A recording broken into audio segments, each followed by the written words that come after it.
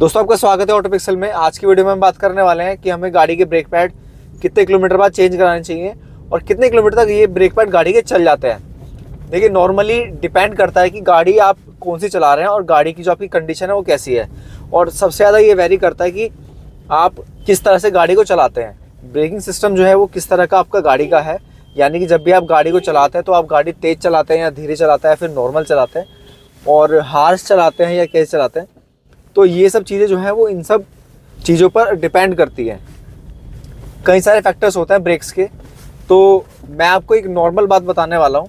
जब भी हम कोई नई गाड़ी खरीदते हैं, ये मैं आपको बता रहा हूँ, नई गाड़ी के जब भी हम कोई नई गाड़ी खरीदते हैं तो नई गाड़ी के खरीदने के बाद करीब 3 से 4 साल तक हमारे जो ब्रेक पैड होते हैं वो बहुत अच्छे चल जाते हैं, जिसके अंदर आपको जो ब्रेक ऑयल है वो आपको चेंज कराना पड़ेगा।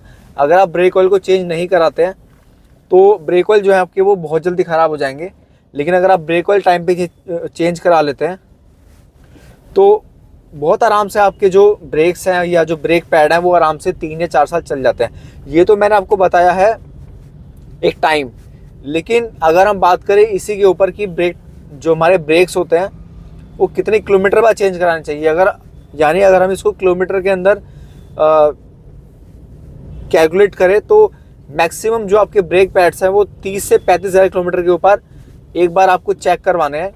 चेक तो आपको हर सर्विस पे करवाने हैं, क्योंकि आपकी जब भी सर्विस होगी गाड़ी की ब्रेक्स पैड जो आपके वो चेक किए जाते हैं।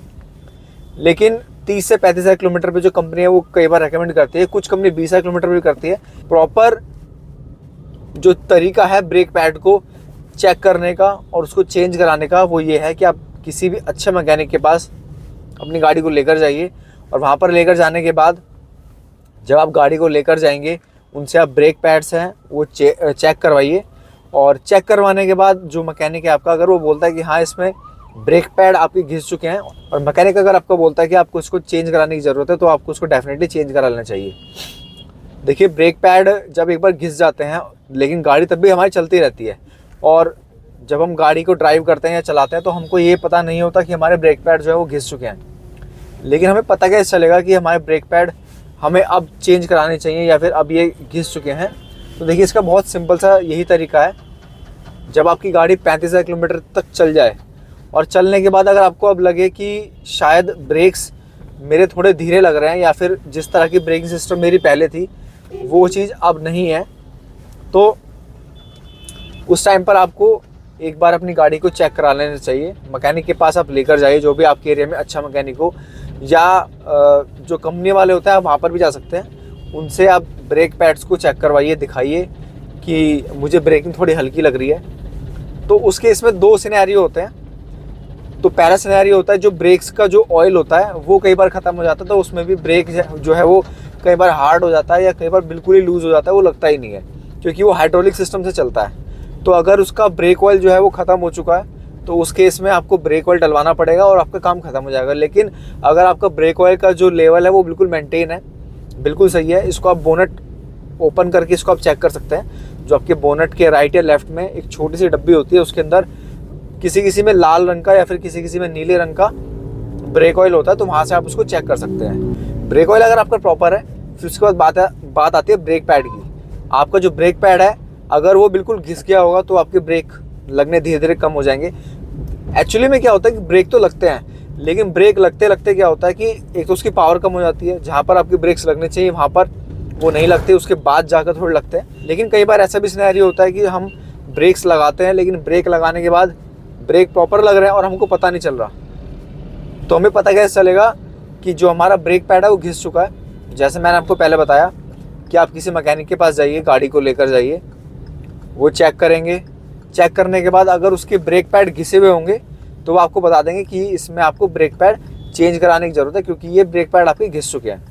जैसे कि मेरे साथ हुआ था, मैं अपनी गाड़ी को किसी और काम के लिए लेके गया था। एक्चुअली मेरी गाड़ी के टायर्स जो थे वो आगे के चेंज होने थे, और जो पिछली वीडियो थी मैंने आपको दिखाई थी उसके अंदर एक बोल्ट की प्रॉब्लम आ गई थी। तो उस टाइम भी मेरे को जो हमारे मैकेनिक थे उन्होंने ये बोला था कि आप इसको चेंज करा लीजिए, ब्रेक पैड जो है वो ख़त्म हो चुके हैं। ऑलमोस्ट 500 या 600 किलोमीटर अगर आप गाड़ी चलाना चाहते हैं तो आप चला सकते हैं, बट इससे ज़्यादा ना चलाइए, मैक्सिमम 1000 किलोमीटर। इससे ऊपर अगर आप चलाओगे तो फिर जो ब्रेक की डिस्क होती है वो घिसना शुरू हो जाती है। अगला पॉइंट मैं आपको वही बता रहा था कि अगर आप ब्रेक पैड्स को चेंज नहीं कराते हैं, कई बार ऐसा होता है कि हमें पता ही नहीं चलता है कि ब्रेक पैड घिस चुके हैं, तो उसमें क्या होगा, जो आपकी डिस्क होती है उसके अंदर से धीरे धीरे सर या साएँ साएँ की उसके अंदर से इस तरह से आवाज़ आनी शुरू हो जाती है।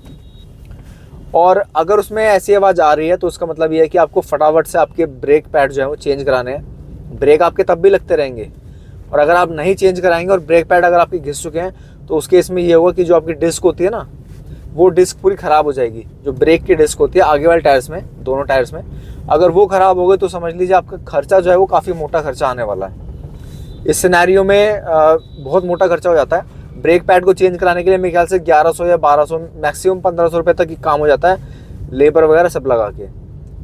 तो मैं आपको आगे दिखाता हूँ कि ब्रेक पैड किस तरह से चेंज होंगे, कौन से ब्रेक पैड लगेंगे, कितने के आएंगे और टोटल कितना खर्चा है। दोस्तों देखिए, ये है ब्रेक शू का पैकेट। ये ओरिजिनल हुंडई का प्रोडक्ट है, ये हमने लिया है और इसकी MRP 1267 रुपये इसके अंदर दिखा रहा है, बट ये कुछ 10% डिस्काउंट कर ये हमें मिला है, तो 1190 रुपये का ये मुझे पड़ा है। और ये मैंने पैकेट खोला है, ये देखिए, ये है इसके अंदर न्यू ब्रेक शू, ये देखिए, और ये इसकी क्लिपिंग है और इसके ऊपर हुंडई का और किया का लोगो भी है और ये ओरिजिनल प्रोडक्ट है। तो आप जब भी देखें कोई भी इस तरह से प्रोडक्ट खरीदे तो उसके ऊपर कंपनी का लोगो जरूर देखें। और इसके अब ग्रूव्स देखिए, ये ग्रूव्स कितने ज़्यादा बड़े हैं। और अभी मैं आपको जो पुराने वाले ब्रेक पैड है जो कि ख़राब हो चुके हैं वो भी अभी दिखाता हूँ, उससे आप इसको कंपेयर कर सकते हैं खुद ही। ये देखिए, ये है पुराने वाला जो कि अभी निकला है गाड़ी के अंदर से और ये पूरा घिस चुका है। इसके ग्रूव्स देखिए कितने कम हैं और उसके ग्रूव्स देखिए कितने ज़्यादा है। तो ये डिफरेंस होता है न्यू में और पुराने में। और ये पूरा घिस चुका है और इसके ऊपर ये देखिए जो डिस्क है उसके निशान भी आ रहे हैं। तो अगर उस पर डिस्क के ऊपर अगर निशान आ रहे हैं तो ये आपको पता चलेगा कि ये बिल्कुल पुराना हो चुका है और ये ख़राब हो चुका है। और ये इसके ऊपर इसका मॉडल नंबर कुछ लिखा हुआ है, क्योंकि इसी को देखकर जो दुकानदार हैं उनसे मैं ये वाले लेकर आया था। तो ये अलग अलग कंपनी के मिलते हैं। यहाँ पर ये मैकेनिक्स ये ब्रेक शू को इसके ऊपर फिट कर रहे हैं ताकि अच्छे से फिट हो जाए। और मैकेनिक ने मेरे को ये भी बताया था कि 20,000 किलोमीटर पर ये चेंज कराने चाहिए या चेक कराना चाहिए, लेकिन 30 से 35,000 किलोमीटर तक ये काफ़ी अच्छे चल जाते हैं और इतने पर आप इसको चेंज करा सकते हैं। और जो पीछे के जो उसमें ब्रेक लगे हैं वो हैं ब्रेक शू, वो 80-90 हज़ार किलोमीटर बहुत आराम से चल जाते हैं। तो दोस्तों फाइनली हमारी गाड़ी के अंदर जो ब्रेक पैड थे वो हमने चेंज करा लिए हैं और बहुत सही चेंज हुए हैं। कॉस्टिंग जो आई है उनकी वो 1268 रुपये जैसे मैंने आपको अभी पीछे दिखाई है। जो भी उसकी पैकिंग थी, पैकिंग के अंदर 1268 रुपये की उसकी पैकिंग थी और कुछ डिस्काउंट करके करीब वो 1190 रुपये के पड़े। शायद मेरे ख्याल से करीब 10% का उन्होंने डिस्काउंट दिया है, तो डिस्काउंट करके वो 1190 रुपये के पड़े हैं।